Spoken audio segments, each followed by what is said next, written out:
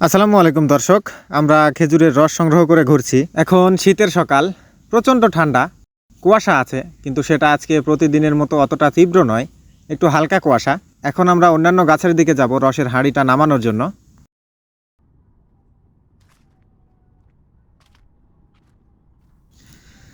সারা রাত শেষে রসের হাঁড়িতে যতটুকু রস জমা হয়েছে সেগুলোই সংগ্রহ করার চেষ্টা করা হচ্ছে।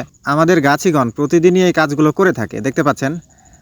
একেবারে বিশুদ্ধ রস, তাজা রস, যেগুলো এখন ড্রামে ঢেলে নেওয়া হচ্ছে। এখানেও রস রয়েছে।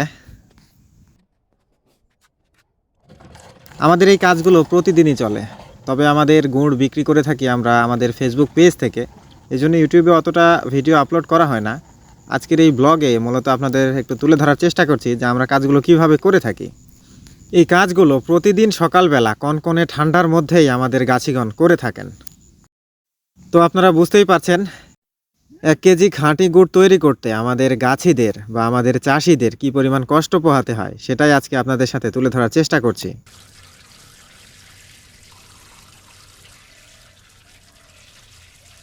এখন যে কাজটা করা হচ্ছে, রসগুলো পাত্রে ঢেলে নেওয়া হচ্ছে, যে পাত্রে জাল করা হবে। তো তার আগে কিন্তু নেটিং করে নেওয়া হচ্ছে, যেন খেজুর গাছের কোনো আবর্জনা বা যে কোনো কিছু সেগুলো যেন না থাকে, সেজন্যই মূলত ছেঁকে নেওয়া হচ্ছে বা নেটিং করে নেওয়া হচ্ছে। দেখতে পাচ্ছেন একেবারে বিশুদ্ধ রস, এই রসগুলোই গুড় তৈরিতে ব্যবহার হয়।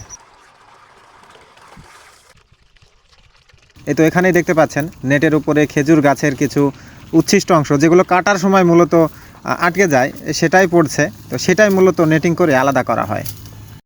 আমাদের খেজুর গাছের রস ছেঁকে নেওয়ার কাজ কমপ্লিট। এখন চুলাতে আগুন দেওয়া হবে। চুলা জ্বালানো হয়েছে, আগুনের তাপ ধীরে ধীরে পাত্রে এসে পড়বে, তখনই শুরু হবে গুড় তৈরির আসল প্রসেসটা।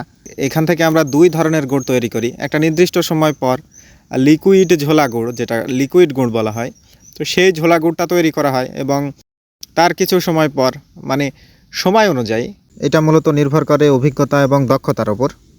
এখন বীজ ধরানো হচ্ছে, বীজ ধরিয়ে লিকুইডের সাথে মিশিয়ে আবার সেটা পাটালির জন্য প্রস্তুত করা হবে। তবে এই বীজ গুড়টার টেস্ট এত টেস্টফুল একটা জিনিস, এটা যারা খেয়েছে একমাত্র তারাই জানে যে এটা টেস্ট কেমন হয়। এখন বীজটা মেশানো হচ্ছে, এখন বলা যায় যে এটা পাটালির জন্য প্রস্তুত হয়ে আসছে।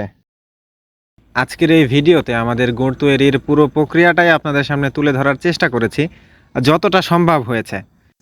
এত শর্ট ভিডিওতে এর চেয়ে বেশি দেখানো হয়তো সম্ভব ছিল না আমার পক্ষে। তো পরবর্তীতে আবার হাতে সময় পেলে আপনাদের দেখানোর চেষ্টা করব পুরো প্রসেসটা। মোটামুটি এখন পাটালি তৈরির জন্য প্রস্তুত। এখন ছাঁচে ফেলে বা বাটিতে, যে যে নামেই ডাকেন না কেন, তো সেখানে ফেলে আমাদের গোল পাটালি তৈরি করা হবে। এখন সেই কাজটাই চলছে। এতখানি মোটামুটি আমাদের গুড় তৈরির প্রক্রিয়া। এখন এগুলো ঠান্ডা করা হলে, তৈরি শেষে ঠান্ডা করা হলেই কিন্তু বিক্রির জন্য উপযুক্ত হয়ে উঠবে আমাদের এই পাটালি গুড়টা। এতক্ষণ সাথে থেকে ভিডিওটা দেখার জন্য ধন্যবাদ। আল্লাহ আপনাদের সবাইকে ভালো রাখুক, সুস্থ রাখুক। আসসালামু আলাইকুম।